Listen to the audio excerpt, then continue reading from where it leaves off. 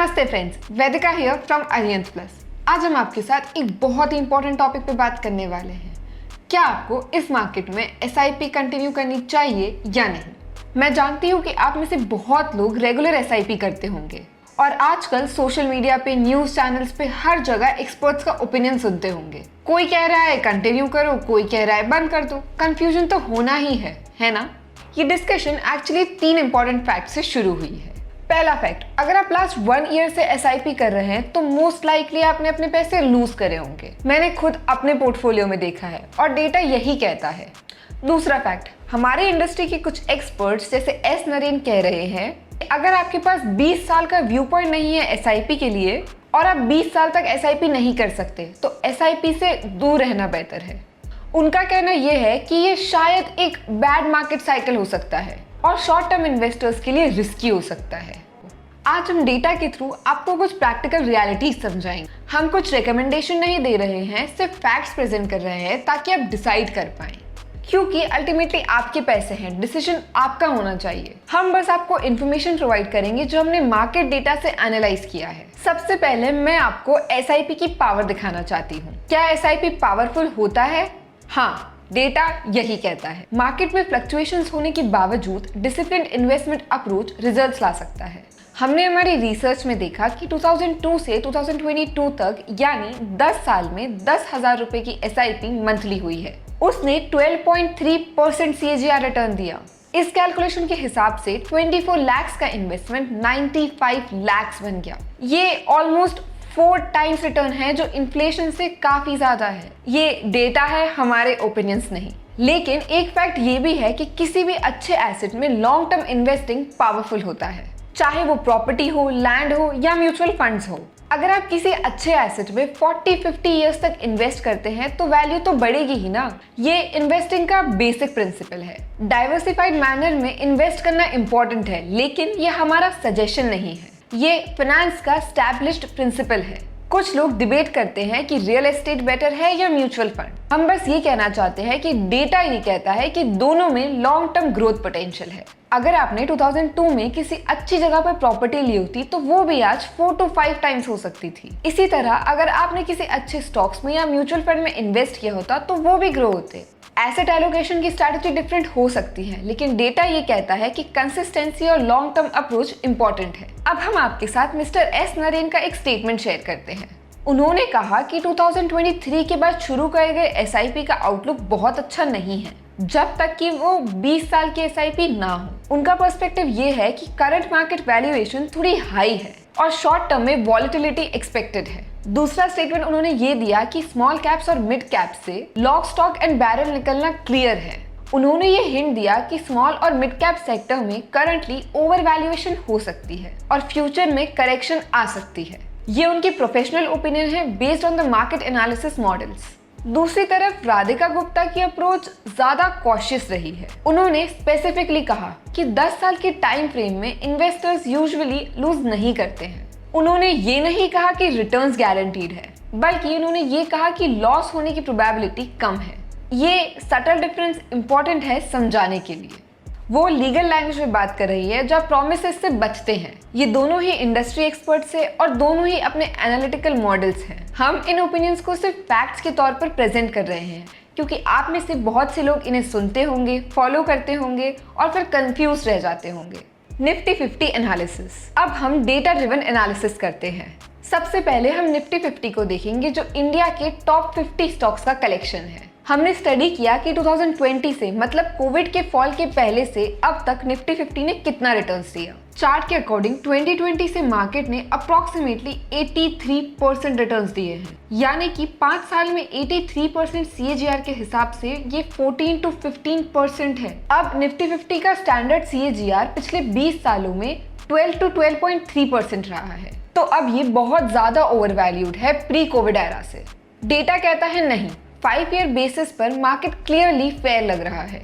Large caps में अगर आप एसआईपी कर रहे हैं तो डेटा के हिसाब से कोई मेजर इशू नहीं दिखाई दे रहा और ये बात हमने एनालाइज की है क्योंकि our team is consistently in touch with the investors who are confused. हमने चार्ट्स, हिस्टोरिकल डेटा और करंट मार्केट ट्रेंड्स को एनालाइज किया है। हमें लगा कि आपके साथ ये डेटा शेयर करना इम्पोर्टेंट है। एक और इंटरेस्टिंग फैक्ट ये है कि निफ्टी 50 में सेक्टर की वेटेज टाइम के अकॉर्डिंग चेंज होती रहती है। पहले इंफ्रास्ट्रक्चर और मैन्युफैक्चरिंग कंपनीज डोमिनेंट थे, अब टेक्नोलॉजी और फाइनेंशियल सर्विसेज ज्यादा प्रोमिनेंट है।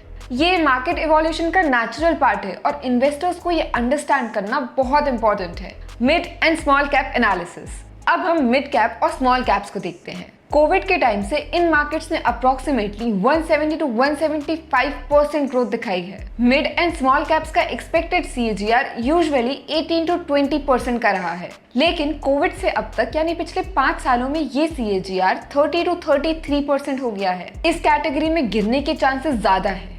डेटा कहता है हाँ, अगर आप मिड कैप और स्मॉल कैप इंस्ट्रूमेंट्स में SIP मोड में इन्वेस्ट कर रहे हैं तो आप एक्चुअली हर मंथ पैसा डाल रहे हैं एक ऐसे मार्केट में जो पॉसिबली ओवर वैल्यूड है। ये मिस्टर नरेन की वार्निंग का मैथमेटिकल बेसिस लग सकता है। हिस्टोरिकल डेटा दिखाता है कि जब भी मिड कैप और स्मॉल कैप्स का परफॉर्मेंस उनके लॉन्ग टर्म एवरेज से ज्यादा ऊपर होता है तो करेक्शन आती है। ये साइकिल मार्केट का नेचुरल पार्ट है। 2007 से 2008 में भी ऐसा हुआ था, 2015-16 में भी, 2018-19 में भी हुआ था। मार्केट साइक्लिकल होता है और इन साइकिल्स को समझना इम्पोर्टेंट है, लेकिन ये याद रखना इम्पोर्टेंट है कि करेक्शन का मतलब एंड ऑफ द वर्ल्ड नहीं है। ये एक नेचुरल मार्केट प्रोसेस है जिससे वैल्यूएशन नॉर्मलाइज होती है। अगर आपका इन्वेस्टमेंट होराइजन लॉन्ग टर्म है तो डेटा कहता है कि करेक्शन अच्छी इन्वेस्टमेंट अपॉर्चुनिटीज बन सकती है। Historical context and market evolution. 2002 versus 2025 India. 2002 का इंडिया और 2025 का इंडिया बहुत अलग है। ये कंपैरिजन करना बहुत जरूरी है मार्केट को समझने के लिए। 2002 में इंडिया की GDP साइज बहुत छोटी थी, अराउंड $500 बिलियन के आसपास। 2025 में इंडिया की GDP $4 ट्रिलियन से ज्यादा हो गई है। ये 8x ग्रोथ है। छोटी बेस से ग्रोथ करना और बड़ी बेस से ग्रोथ करना दोनों अलग कंसेप्ट्स हैं। सिंपल मैथमेटिक्स ये कहता है कि बेस जितना बड़ा होगा उतना ही परसेंटेज ग्रोथ मेंटेन करना मुश्किल होगा। अगर कोई कंपनी $1 मिलियन से $2 मिलियन तक ग्रो होती है तो ये 100% ग्रोथ है, लेकिन अगर वही कंपनी $1 बिलियन से $2 बिलियन तक ग्रो होती है तो ये भी 100% ग्रोथ है, लेकिन एब्सोल्यूट वैल्यू में ये $1 बिलियन का एडिशन है जो बहुत बड़ा नंबर है। दूसरा पॉइंट ये है कि 2002 में हमारा मार्केट बहुत ज्यादा अनऑर्गेनाइज था। गवर्नमेंट डेटा कहता है कि 2002 में इंडिया की 80% इकोनॉमी अनऑर्गेनाइज थी। 2025 तक बहुत सारा अनऑर्गेनाइज मार्केट ऑर्गेनाइज में कन्वर्ट हो गया। अब ये नंबर 50 to 55% अराउंड है। For example, Zomato, Swiggy, Reliance, DMart etcetera ने काफी सारे स्मॉल किरानास के मार्केट कैप्चर कर लिए हैं। पेटीएम, फोन पे, गूगल पे ने कैश ट्रांजैक्शन को डिजिटल में कन्वर्ट कर दिया। अनऑर्गेनाइज मार्केट से ऑर्गेनाइज मार्केट में कन्वर्ट होने का फेज मोस्टली कंप्लीट हो चुका है। कंजम्पशन पावर भी इंक्रीज हुई है।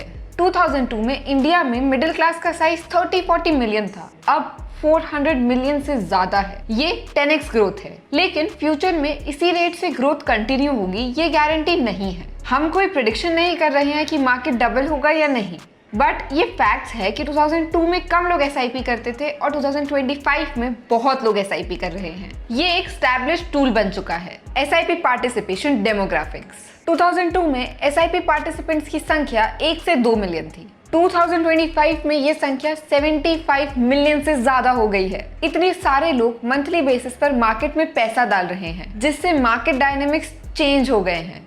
डेटा ये भी कहता है कि पहले SIP मेनली मेट्रो सिटीज में पॉपुलर था, अब tier 2, tier 3, even rural areas में भी SIP पॉपुलर हो गया है। फाइनेंशियल इंक्लूजन बढ़ा है जो एक पॉजिटिव डेवलपमेंट है, लेकिन इसका मतलब ये भी है कि मार्केट में नए डायनेमिक्स डेवलप हुए हैं। Market volatility analysis. डेटा ये भी दिखाता है कि वॉलेटिलिटी बढ़ गई है। वॉलेटिलिटी मतलब मार्केट्स में बड़े अप्स एंड डाउन्स आते हैं, हाई हाईज और लो लोज। 2002 के कंपैरिजन में 2025 में ये रेंज बहुत बड़ी है। वॉलेटिलिटी मेजरमेंट इंडाइसेस जैसे इंडिया VIS ये डेटा कंफर्म करता है। India VIS higher average levels पर ट्रेड कर रहा है compare to 10-15 years ago. High volatility का मतलब है कि इन्वेस्टर्स को प्रिपेयर्ड रहना होगा अप्स एंड डाउन्स के लिए। ये एक फैक्ट है, हमारा ओपिनियन नहीं।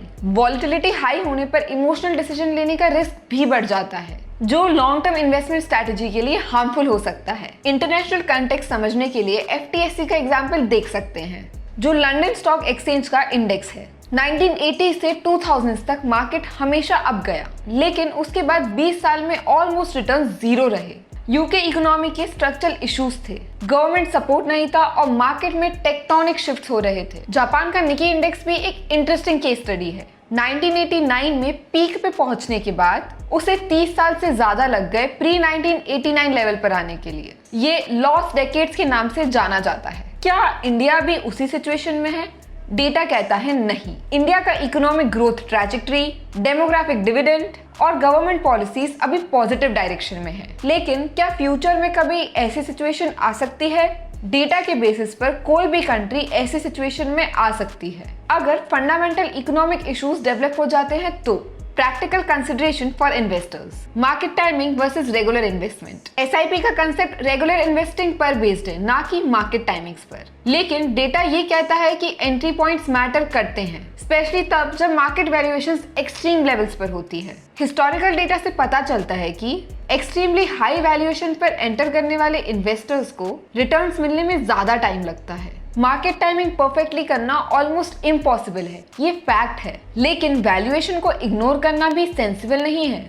डेटा ये कहता है कि वैल्यूएशन और फ्यूचर रिटर्न्स में नेगेटिव कोरिलेशन है। जितना हाई वैल्यूएशन उतना कम expected future returns. Investment duration reality, market experts 20 साल की बात करते हैं, लेकिन एक्चुअल रियलिटी ये है कि बहुत सारे इन्वेस्टर्स 20 साल तक इन्वेस्ट ही नहीं कर पाते हैं। डेटा शोज कि एवरेज एसआईपी कंटिन्यूएशन पीरियड 4 से 5 साल तक का है। लाइफ में अनएक्सपेक्टेड इवेंट्स आते रहते हैं, job loss, medical emergency, family requirements etcetera, जो लॉन्ग टर्म इन्वेस्टमेंट प्लान्स को इंटरप्ट कर सकते हैं। 20 साल का टाइम फ्रेम मैथमेटिकली पावरफुल है कंपाउंडिंग के लिए, लेकिन प्रैक्टिकली चैलेंजिंग है। ये इंपॉर्टेंट फैक्ट है जो हम सबको एक्नॉलेज करना चाहिए without any bias. Diversification importance, data consistently shows कि डाइवर्सिफिकेशन रिस्क मैनेजमेंट का एक पावरफुल टूल है। सिंगल एसेट क्लास में कॉन्ट्रैक्शन रिस्की होते हैं। मार्केट हिस्ट्री से पता चलता है कि डिफरेंट एसेट क्लासेस जैसे equities, debt, gold, international investments different time period में डिफरेंटली परफॉर्म करते हैं। 2008 फाइनेंशियल क्राइसिस में इक्विटी क्रैश हुई थी, लेकिन गोल्ड ने पॉजिटिव रिटर्न्स दिए थे।